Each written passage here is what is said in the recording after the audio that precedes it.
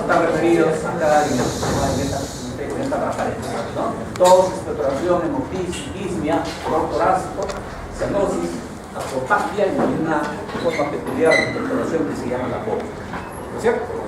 Entonces, de estos elementos hemos ya hablado el día de ayer, algunos, y vamos a continuar y vamos a explicar sobre una experiencia cotidiana que cada uno de nosotros ha experimentado en algún momento, que es la tos, ¿no? La tos hay que tomarlo como un síntoma sumamente frecuente, que si bien es cierto puede depender de una patología respiratoria, pero puede estar incluido otro tipo de situaciones, como ocurre en las patologías cardíacas.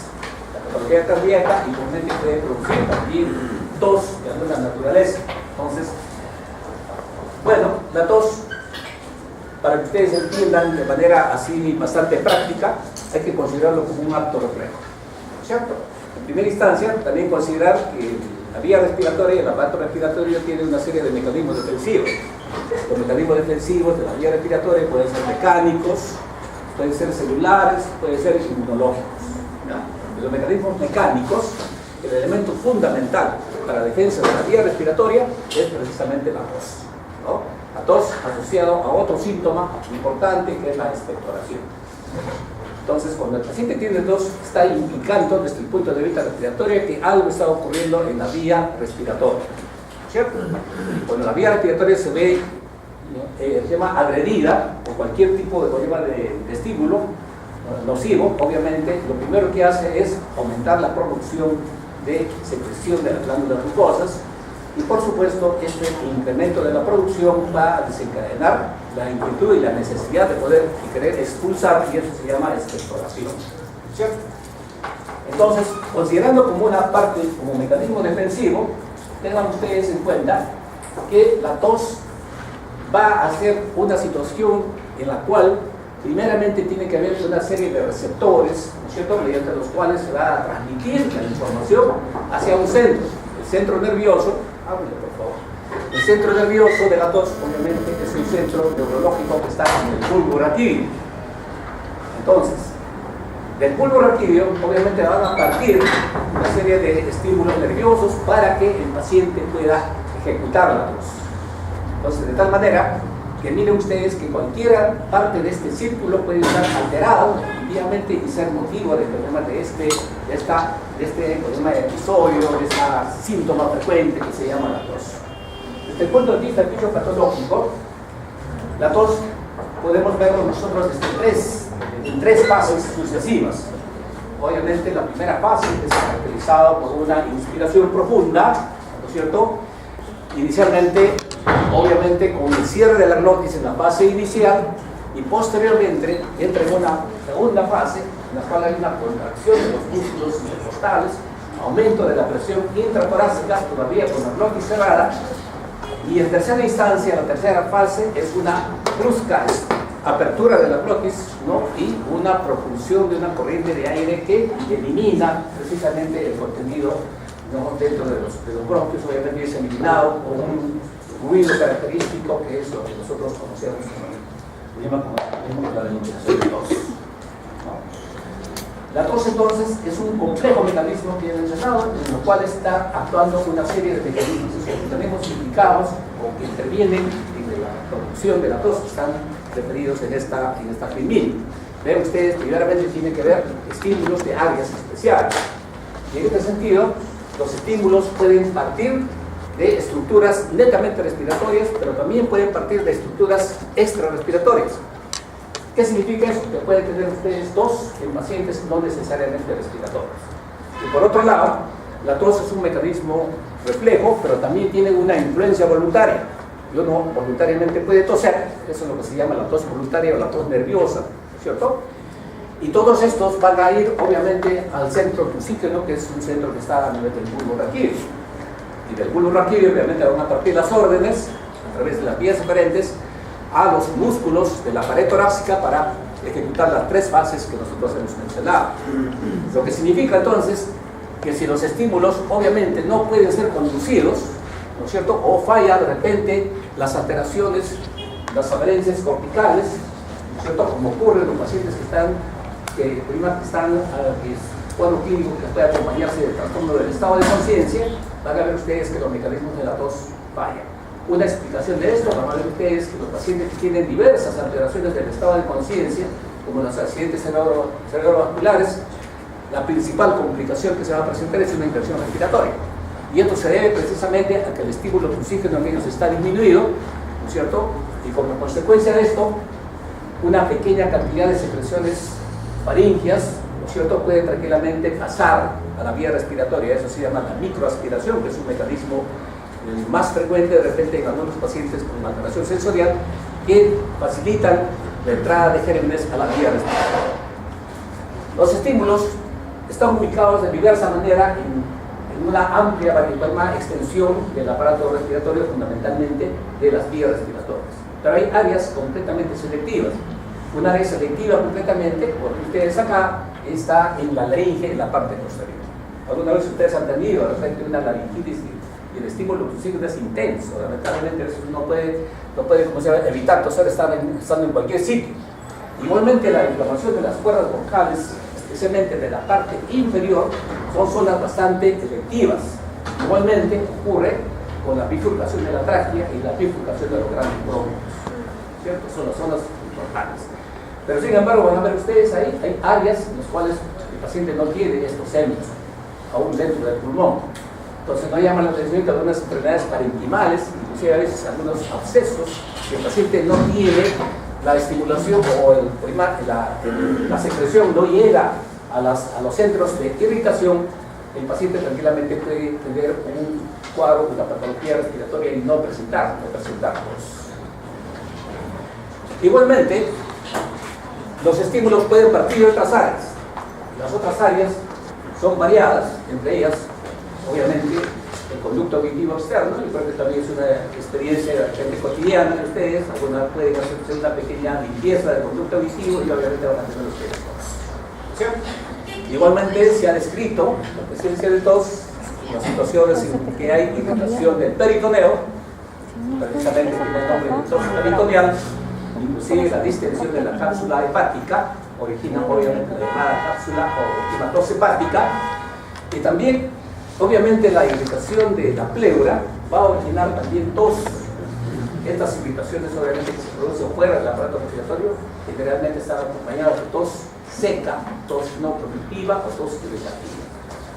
Parte integrante del síndrome doloroso, del problema pleural que hemos mencionado el día de ayer, dijimos que se acompaña de tos irritativa, tos seca, definitivamente.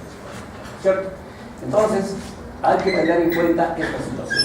Cuando el estímulo es sumamente intenso, obviamente este estímulo va al centro pulsígeno, y el centro pulsígeno está muy cerca del centro de vómito. Entonces no llama la atención que a aquellos pacientes que tienen estimulación intensa, obviamente pueden tener episodios de vómito. Eso ocurre fundamentalmente en los niños. Los niños tienen tos y a veces generalmente está asociado a vómitos. Ese tipo de tos se denomina tos emetizante. Les he mencionado que la tos, obviamente conjuntamente con las secreciones, constituye el mecanismo defensivo fundamental de la vía respiratoria, para lo cual hay tres elementos fundamentales. Uno de ellos es la secreción de moco. ¿Cierto? La secreción de moco, ¿qué hace? Determina que las partículas irritantes pueden precipitarse y pueden quedar somatizadas en la vía respiratoria. ¿Cierto? Y el otro elemento fundamental es el movimiento ciliar. Recuerden ustedes que el epitelio respiratorio es un epitelio cilíndrico ciliar y que las cilias respiratorias están en constante movimiento, ¿no?, transportando las secreciones hacia las zonas reflexógenas de la tos. De tal manera, entonces, que esta cadena debe mantenerse para que finalmente las secreciones transportadas por el movimiento ciliar lleguen a los centros reflexógenos, estimulen estos centros, se genere la tos y se elimine la secreción contenida en el aparato respiratorio. Como ven ustedes, obviamente la tos es un mecanismo defensivo. Entonces, a veces las que llaman el laboratorio, los farmacéuticos, ¿no?, las farmacias nos inducen y nos repiten a cada rato que uno tiene que usar antitusígenos.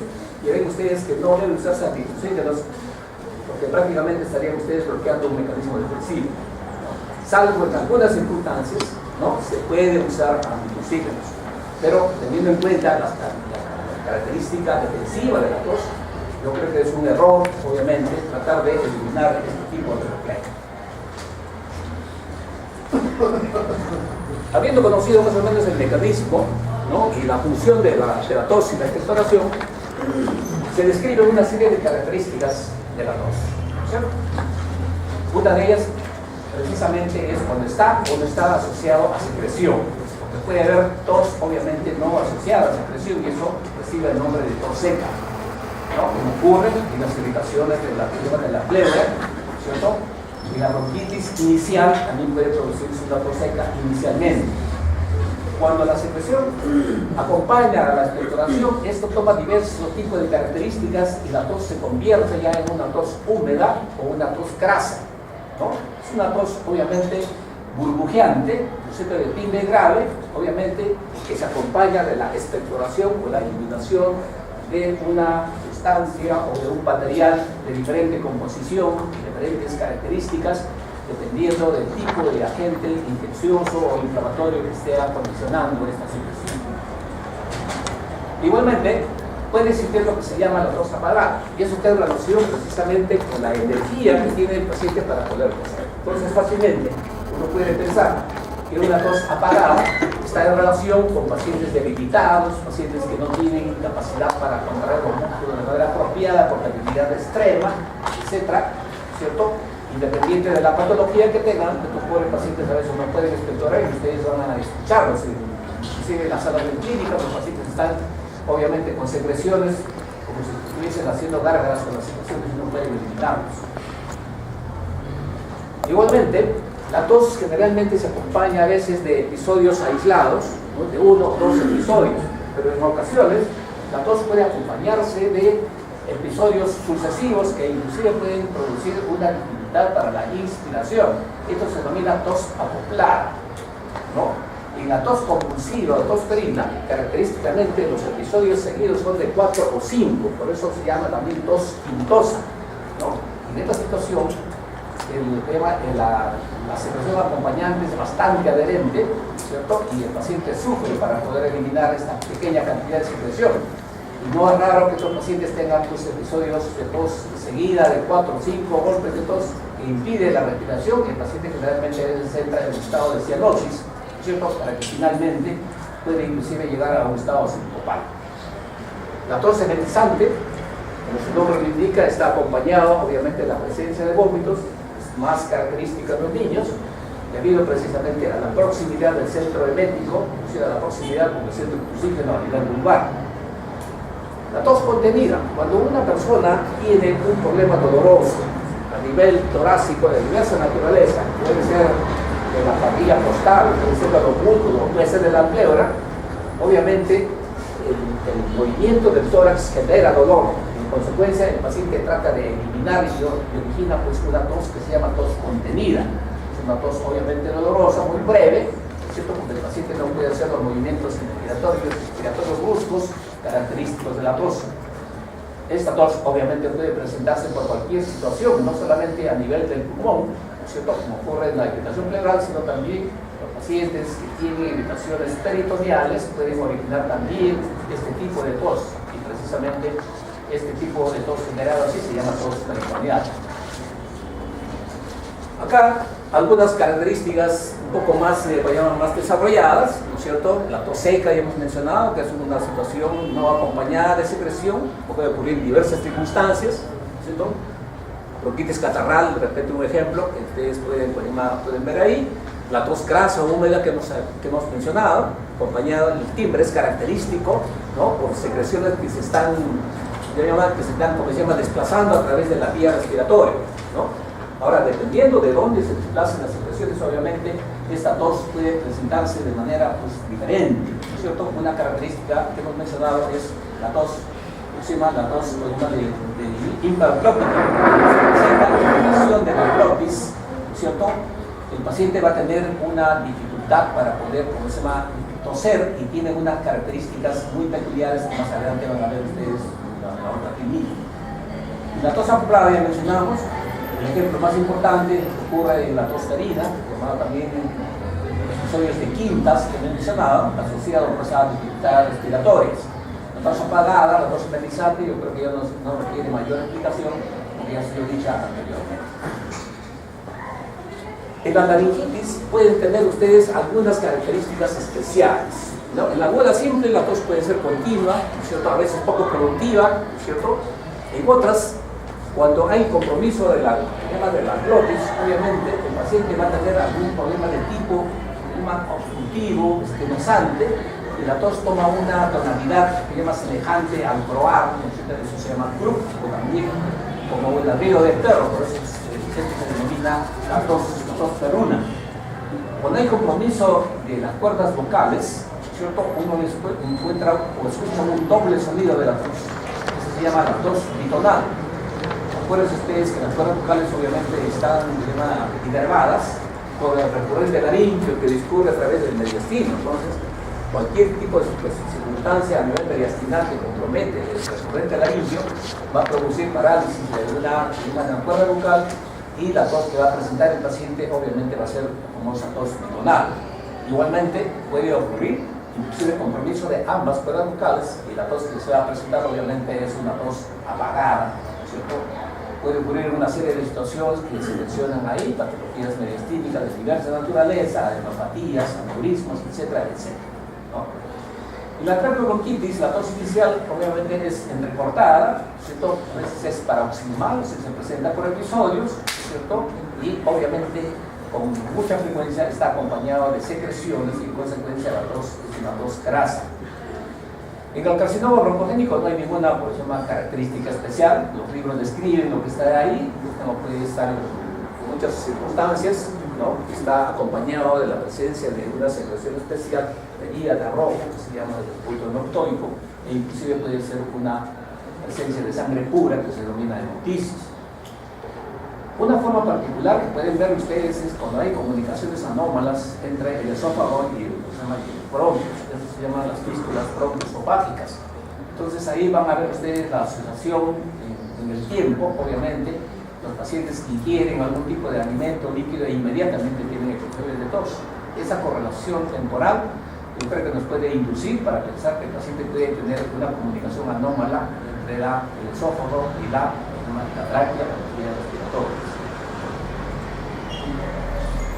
Las causas de la tos son variadas, tremendamente variadas. Tenemos patología broncopulmonar, patologías mediastinales, patologías cardiovasculares y una miscelánea de situaciones que tienen que verse en el contexto de la historia clínica del paciente. Un acompañante importante del problema de la tos es la producción de secreciones, ¿cierto? La expectoración, ¿en qué consiste? Consiste simplemente en el fenómeno de arrancar secreciones procedentes de la vía respiratoria y eliminar al exterior, ¿cierto? El material que se elimina obviamente se denomina esputo, que está traduciendo obviamente alteraciones a nivel del sistema broncopulmonar, ¿cierto? Que están produciendo estimulación del sistema glandular, ¿cierto? Y que este aumento de la producción va a estimular obviamente los centros pulígenos, y el esputo obviamente va a ser necesariamente expulsado. Hay que recordar que el esputo tiene una estructura interesante, tiene una fracción líquida, pero también tiene una fracción fibrino reticular con componentes de mucoproteínas, ¿no? Y mucopolisacáridos, ¿cierto? Las proporciones varían y eso va a determinar entonces que el esputo tenga diversos tipos de características y diversos tipos de morfología, que vamos a ver más adelante, ¿cierto? Siempre pensar que la presencia de esputo obviamente indica o implica que la vía respiratoria está, como se llama, irritada por algún tipo de problema de noxa, definitivamente. Hay que tener en cuenta que normalmente nosotros tenemos una producción de secreción bronquial que no llega a los 100 centímetros cúbicos en 24 horas. Nosotros no lo expectoramos, que entonces la cantidad pequeña se reclute de manera inconsciente, ¿cierto? Y no aparece entonces con expectoración. En este sentido, cuando se incrementa la cantidad, obviamente va a inducir a la expectorar, ¿no? Y en este sentido hay diferencias entre el hombre y la mujer, ¿cierto? El hombre expectora más fácilmente, ¿cierto? No tiene ningún tipo de reparo. En cambio, pues las mujeres realmente degluyen las secreciones, ¿cierto? Hasta que obviamente la cantidad sea mucho mayor. Como la expectoración está traduciendo fenómenos dentro de la vía respiratoria, pues el esputo debe ser estudiado de manera pues meticulosa. Hay algunas características que hay que precisar, entre ellos hay que precisar la cantidad, ¿cierto? ¿Y cómo se mide la cantidad? Se utilizan obviamente vasos graduados, ¿cierto? La cantidad obviamente es variable, ¿cierto? Dependiendo de la patología, ¿cierto? Y en este sentido se van a encontrar algunos términos, uno de ellos es el término de broncorrea, ¿no? Broncorrea implica, ¿cierto?, la expectoración de un volumen que está entre 400 y 500 centímetros cúbicos en 24 horas, ¿no es cierto? Entonces, esto es característico, por ejemplo, de las bronquitis crónicas, de las bronquiectasis, etc., ¿no es cierto? En estos casos, obviamente, la expectoración es bastante más abundante, ¿no es cierto? Otra característica que hay que tener en cuenta del esputo es el color, ¿no? El color, obviamente, varía dependiendo de la composición del esputo. Por eso la parte del componente líquido, el componente mucoso y de los otros detritus celulares o bacterianos que pueden acompañar a la expectoración. Y dependiendo de eso, entonces va a variar el color de la mucosa. Cuando el esputo es bastante fluido, obviamente es claro, transparente. Cuando comienza a incrementar el componente mucoso, se torna un poco opalescente, blanco opalescente. Y posteriormente la presencia de elementos extraños como consecuencia de infecciones bacterianas va a producir un cambio de coloración, ¿cierto? Cuando el esputo está cargado de glóbulos blancos, ¿cierto?, que comienzan a degenerar como consecuencia de un proceso infeccioso, los esputos van virando de color, se van haciendo obviamente medio amarillentos y lo dice que el paciente tiene una expectoración mucopurulenta, ¿cierto? Este color amarillento obviamente puede tener una serie de tonalidades y variedades dependiendo del tipo de patología que puede tener el paciente, ¿cierto? Y las infecciones, por ejemplo, por estafilococo, ¿cierto?, van a ver ustedes que la coloración es amarillo dorado. En la neumonía estreptocócica se presenta una coloración especial del esputo que se llama esputo herrumbroso, ¿cierto? El esputo herrumbroso es un esputo con un color rojo ladrillo. Igualmente en la infección por piociánico van a tener la oportunidad de ver ustedes expectoraciones relativamente ligeramente azuladas, verdosas. La infección por anaerobios por gram negativos generalmente se acompaña de una expectoración grisácea, ¿cierto? Grisácea y a veces de color que se llama de un color fétido, ¿cierto? Y así sucesivamente hay una serie de variantes en el color. La expectoración en un paciente que tiene un absceso a mediano generalmente es una expectoración achocolatada. La expectoración que puede tener un paciente con una hidatidosis pulmonar, característicamente la expectoración es blanca, transparente como el agua, ¿no?, y de sabor salado. Entonces, uno tiene que preguntar estas características para poder hacer una aproximación diagnóstica. En cuanto a la forma del esputo, obviamente depende pues, del componente líquido y el componente, como se llama, ¿no?, de mucoproteico, definitivamente. Los esputos mucosos obviamente son completamente formados. Los esputos que tienen ya pus obviamente pierden la forma, no son un poco más planos, definitivamente, ¿no?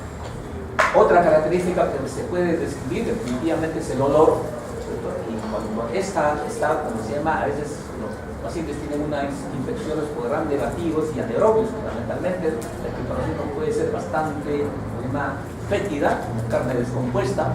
A veces uno fácilmente puede adivinar que un paciente tiene una patología circulativa pulmonar porque inclusive el ambiente donde está el paciente pues, huele bastante mal, ¿cierto? Los otros olores obviamente son un poco forzados definitivamente, como el olor en el asma que no tiene olor, fétido, cadavérico, como he mencionado en las infecciones por lo que llaman anaerobios, ¿cierto? En las bronquiectasias infectadas, ¿cierto?, puede también haber este tipo de olor. En cuanto al sabor, obviamente preguntar al paciente, definitivamente, lo único más saltante en estas características es la descripción que da el paciente cuando expectora o expulsa, ¿no es cierto?, los productos correspondientes a un quiste digestivo y las características que hemos mencionado. En el absceso mediano, el paciente puede tener una sensación de un sabor amargo de la expectoración, y una expectoración de este tipo, obviamente, tipo achocolatado, ¿cierto?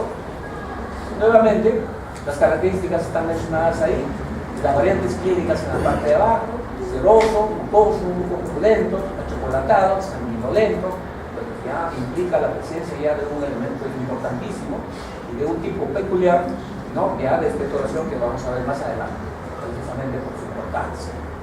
Acá tienen ustedes algunos tipos ya de esputos asociados con algunas patologías, ¿no? El esputo de la laringitis, por ejemplo, ¿cierto? Generalmente hay que diferenciar el esputo. Cuando nosotros hablamos de esputo, estamos hablando de la expectoración por debajo de la glotis. En el caso de la laringitis, generalmente la expectoración obviamente muchas veces se confunde, ¿cierto? Y generalmente está asociado más a la carraspera. Cuando ustedes quieren hacer un examen adecuado de esputo en el laboratorio, obviamente el laboratorista lo que les exige a ustedes es que el esputo proceda de la vía respiratoria inferior. Una forma de diferenciar esto precisamente se hace a través del microscopio. Recuerden ustedes que en la faringe el epitelio es plano. Entonces, si encontramos una secreción con predominio de células epiteliales planas, probablemente sea pues, un esputo mal colectado, solamente es secreción faringe. Un esputo respiratorio adecuado, representativo, tiene pues una pequeña cantidad de células planas, sino que tiene un predominio de células ciliadas, que es el epitelio de los bronquios precisamente, ¿no? Entonces, en la bronquitis aguda, en la bronquitis crónica, obviamente pueden haber una serie de variaciones, como he mencionado ahí, dependiendo del tipo de infección que tenga el paciente, ¿cierto? En las bronquiectasias yo creo que requiere que hagamos alguna precisión. Característicamente, la bronquiectasia es una anormalidad de la pared de los bronquios, ¿cierto? Los bronquios están dilatados, o sea, como una especie de cilindro, o pueden tener también como una especie de sapos, o sea, las bronquiectasias saculares. En esos casos, obviamente, las secreciones se acumulan en estas dilataciones y el paciente solamente tiene pues, episodios de tos temprano, en la mañana, media hora, una hora, tan pronto despierta. ¿Por qué? Porque las secreciones se acumulan en estas dilataciones. Cuando el paciente se despierta y se moviliza, las secreciones se derraman en la vía respiratoria, alcanzan los centros de excitación de tos y el paciente puede eliminar. Tose media hora, 3/4 de hora, elimina una cantidad tremenda de secreción y al final el paciente queda tranquilo. Si ustedes revisan los libros de Suros, va a decir que dicen que el paciente hace una limpieza bronquial, eso se llama la toalea bronquial de los bronquíticos, ¿cierto? Perdón, de los bronquiectásicos. A diferencia de este tipo de expectoración de los bronquiectásicos, en las bronquitis crónicas, que también puede haber una broncorrea, la expectoración obviamente es durante todo el día, mientras que en las bronquiectasias generalmente son episódicas en las primeras horas de la mañana. Interesante. Y se puede hacer una colección y una apreciación de las características del esputo cuando se junta en un vaso transparente y se ve obviamente una estratificación. Como están viendo ustedes, hay 4 capas, ¿no? Superior aireada, otra mucosa, otra poco purulenta y obviamente la parte más inferior, ¿no es cierto?, de una serie de detritus ya, inclusive de productos de necrosis de tejido. En el asma bronquial no hay mayor peculiaridad, solamente una salvedad, que no está acá. En el asma bronquial, especialmente en el adulto, la expectoración está acompañada de una carga tremenda de oxinógenos. Ciertos pacientes, sin tener una infección, pueden tener un esputo amarillento. Entonces, un esputo amarillento de un paciente asmático no necesariamente indica infección. Si el paciente no es asmático, obviamente un esputo amarillento significa más células degeneradas, leucocitos degenerados, y es un esputo característicamente muy popular. En el absceso, obviamente, estamos hablando acá ya de acumulaciones, cavidades, que se llama dentro del aparato respiratorio, que van a promover una eliminación brusca de una cantidad de secreciones de diversa magnitud, obviamente de cavidades preformadas, ¿cierto? Y eso va a originar un tipo peculiar de expectoración que se denomina búbica, que vamos a referirlo más adelante. Igualmente ocurre con el quiste diatídico, ¿cierto? El quiste diatídico también, como es una estructura con contenido líquido, cuando accede a la vía respiratoria, obviamente se elimina en una bocanada intensa, es semejante a un vómito, que ahí tiene el nombre de vómica, y obviamente las características que pueden tranquilamente orientarnos a una vómica hidratídica son precisamente el sabor salado, líquido transparente y la presencia de pequeñas secreciones, de pequeñas membranas, como consecuencia de la expulsión de la capa germinativa del sistema del quiste y del líquido. Ya hemos mencionado en la gangrena o en los abscesos, obviamente, el pus es bastante característico y de un olor bastante severo, feo, definitivamente, y también se puede encontrar pues, la estratificación en capas que hemos mencionado en las propias clases. No se olviden ustedes que pueden encontrarse expectoraciones no necesariamente de vía respiratoria o generadas por patología respiratoria exclusiva. Y entre ellos, por ejemplo, tienen lo que ocurre con el paciente que tiene edema pulmonar agudo. Recuerden ustedes que el edema pulmonar agudo se debe a una disfunción del ventrículo izquierdo de manera más severa y súbita. En este caso, obviamente, la expectoración, en estos casos del edema pulmonar agudo, está caracterizado por ser un espunto espumoso y con una espuma de color rosada, es característico del edema pulmonar agudo. En la congestión pulmonar de una insuficiencia cardíaca, obviamente pueden encontrar un esputo de tipo mucoso y a veces con rasgos de sangre, esputo hemotóico, ¿no? En el embolismo pulmonar a veces puede encontrarse esputo hemotóico y hemoptisis. Ómica, vamos a dejarla al final, ¿cierto? Hemoptisis ya constituye pues, una situación ya sumamente, alarmante para los pacientes, obviamente, ¿no? Llama mucho la atención, definitivamente, ¿no? Y significa expulsión de sangre procedente de la vía respiratoria baja, nuevamente. Entonces, para que una expulsión de sangre por la boca sea considerada como hemoptisis, la sangre debe proceder de estructuras por debajo de la glotis. En consecuencia, nosotros tenemos que hacer una serie de descartes y diagnósticos diferenciales, definitivamente, para que poder decir que el paciente tiene hemoptisis. ¿Cierto? La hemoptisis tiene estas características que es necesario diferenciar. Lo primero que tiene que diferenciarse es la sangre procedente del aparato digestivo, que se llama hematemesis, ¿cierto? Versus la hemoptisis. Y una situación que nosotros denominamos pseudohemoptisis. ¿Qué denominamos pseudohemoptisis? La expulsión de sangre por la boca, ¿no? De estructuras procedentes por encima de la glotis.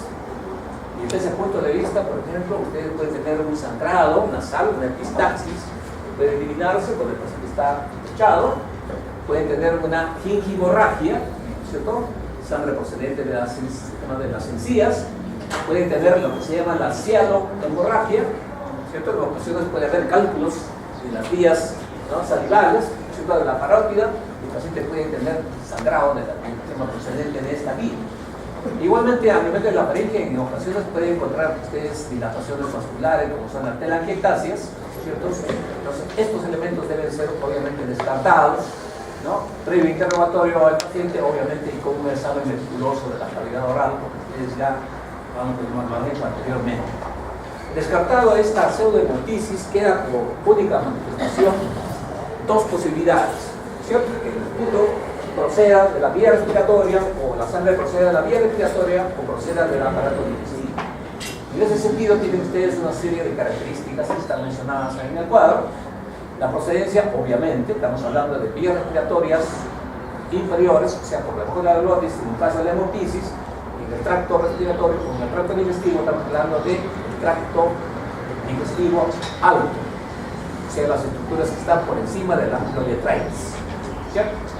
En cuanto al color, la hemoptisis es rojo rutilante, ¿no?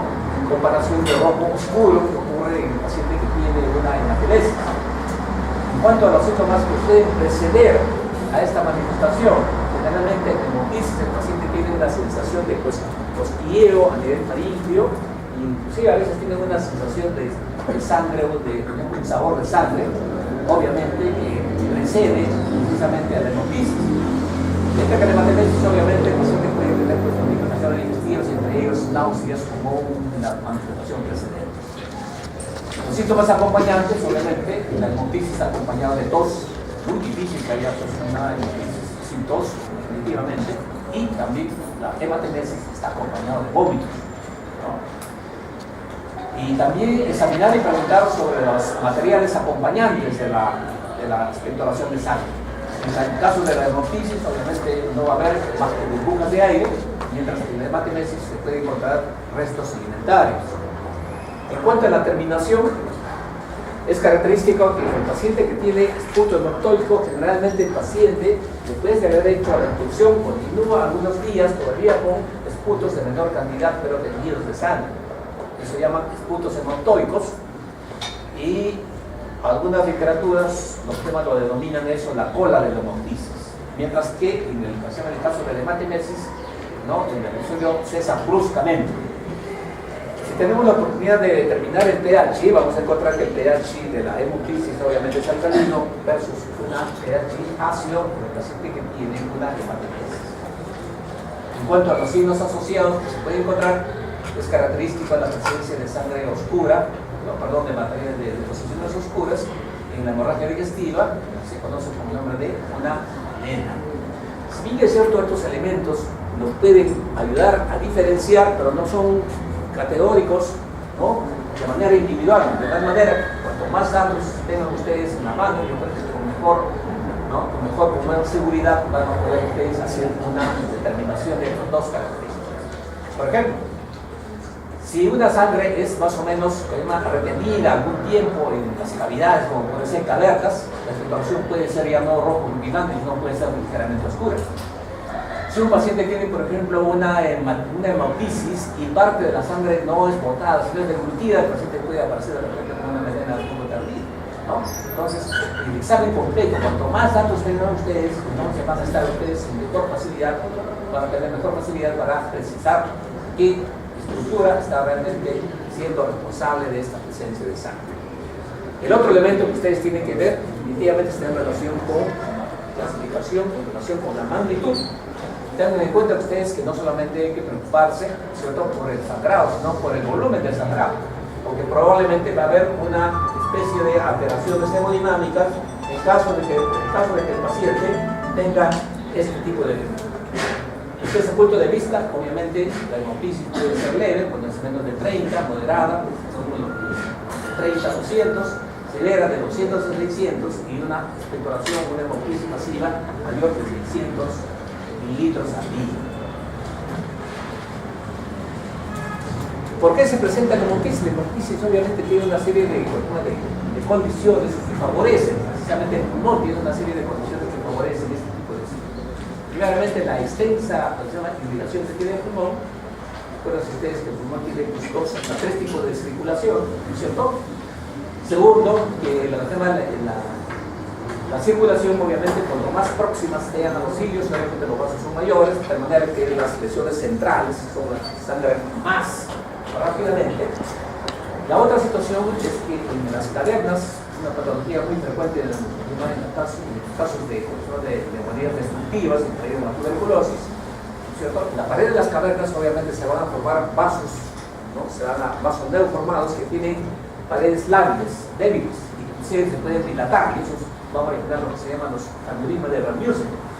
Bueno, eso fácilmente, con una irritación cualquiera, o con un golpe de tos, simplemente pueden rasgarse y pueden sangrar y originar, obviamente, la hemoptisis. Pero igualmente, a pesar de que uno puede considerar que el quiste diatírico es una lesión completamente localizada, pero hay una inflamación periquística que igualmente puede producir pequeños episodios de hemoptisis. Igual ocurre con los procesos ya de necrosantes de lo que se llama del parénquima pulmonar, con procesos obviamente alteraciones bronquiales como la bronquiectasis definitivamente, y situaciones en las cuales se compromete la vasculatura pulmonar como el embolismo pulmonar, y cuando no en las vasculopatías obviamente que pueden presentarse en el aparato respiratorio. Estas son las posibles alteraciones, las más frecuentes, están obviamente ahí con el asterisco, ¿cierto? Causas más frecuentes, tuberculosis en nuestro medio, bronquitis crónica y bronquiectasis. Si queremos dar por encima una estadística, vamos a ver que definitivamente la bronquiectasia es la primera causa de hemoptisis, no tuberculosis. La primera causa es la bronquiectasis y, por supuesto, posteriormente la tuberculosis y la bronquitis crónica. Pero igualmente ustedes pueden encontrar hemoptisis en diversas patologías como los abscesos pulmonares, neumonías necrotizantes, infecciones picóticas, etc. No me interesa la etiología. El hecho es de que cualquier proceso definitivamente que produzca daño en el tejido y en los vasos, definitivamente puede presentar este tipo de manifestación.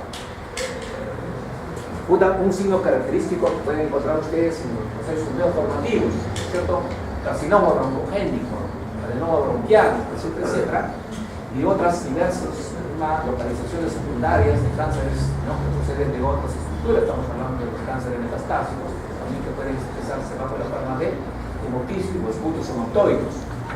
Ya hemos mencionado que también las patologías de tipo cardiovascular, ¿cierto?, pueden acompañarse de hemopícios. Entre ellos es característico, por ejemplo, lo que ocurre en la estenosis mitral. La estenosis mitral, el paciente tiene con bastante frecuencia escudos hematoicos. Igualmente en el infarto pulmonar y en los diversos tipos de cardiopatías, especialmente cuando hay hipertensión pulmonar, el paciente puede tranquilamente tener este tipo de estructuración. No se olviden ustedes de las patologías o las etiologías de tipo parasitaria, acceso mediano, quística tírico. Esto es tiroiditis, obviamente que sí hay que tener presente siempre, ¿cierto? Porque tan rápido son los viajes ahora que un paciente fácilmente puede estar de región a región en funciones de 1 hora, 2 horas. Sin embargo, es conveniente que ustedes vean cuántas otras causas definitivamente pueden estar. Entonces, la única forma de poder hacer una aproximación es una historia clínica amplia y precisa. Discrasia sanguínea, un paciente tiene, como hemos presentado en el conversatorio, un paciente tiene sangrado por diversos sitios. Obviamente, si el paciente tuviera pues, una hemoptisis, hay que pensar que el paciente tiene un desorden en la población, no una patología respiratoria localizada. Entonces, el problema de Goodpatch, fibrosis quística, etcétera, etcétera, etcétera, pueden tranquilamente ser causa de hemoptisis. Aún, a pesar de ser un estudio exhaustivo, ¿no es cierto?, ocurre de manera que no se descubre, el 10-15% se puede presentar de manera idiopática y no se llega a descubrir la causa de la hemoptisis. Esto, para complementar lo que se ha mencionado, la tos es un mecanismo defensivo, y hemos mencionado, nunca hay que bloquearla definitivamente, pero a veces los episodios son tan intensos y la tos puede producir obviamente dolor. Inclusive los pacientes muy debilitados se ha reportado que pueden producir fracturas costales, especialmente en los ancianos, ¿cierto? La tos también, cuando es muy intensa, puede acompañarse del trastorno sensorio, eso se denomina la tos sincopal o síncope de la tos, ¿cierto? Y por supuesto una queja pues, que es muy frecuente, que se llama el sexo femenino, pues a veces la tos genera cierto grado de incontinencia urinaria, de incontinencia después, ¿cierto? Lo diagnóstico diferencial ya hemos mencionado, así que no vamos a tratar más. Y finalmente la vómica es un tipo peculiar de expulsión. ¿Qué implica? Como dice, es una forma peculiar de pectoración descrita como una expulsión masiva y brusca, ¿no?, de diversos tipos de material, ¿no?, procedente del pulmón, y es tan intenso que en ocasiones el paciente puede sofocarse. ¿Cuál es el origen? El origen obviamente hay que tener en cuenta que se presenta, ¿no?, de estructuras preformadas dentro del pulmón, que se aperturan bruscamente a la vía respiratoria y obviamente son expulsadas al exterior de manera brusca. En ocasiones se expectora en un solo episodio, eso se denomina vómica universal, y en otras ocasiones puede expulsarse en 2 o 3 episodios, eso se denomina vómica fraccionada. En cuanto a las características del contenido, obviamente están en relación con la patología que está generando esto. Entonces, ya hemos mencionado una forma característica de lo que se llama la vomitiva típica, con las características de la secreción que hemos mencionado, pero igualmente un absceso pulmonar puede aperturarse y puede también generar una expulsión brusca bajo la forma de vómica. Hay otras formas un poco raras, definitivamente, pero de todas maneras hay que tener presente que no solamente pueden estar presentes pues, en patologías respiratorias, sino en patologías extrarrespiratorias o fuera del pulmón. Una de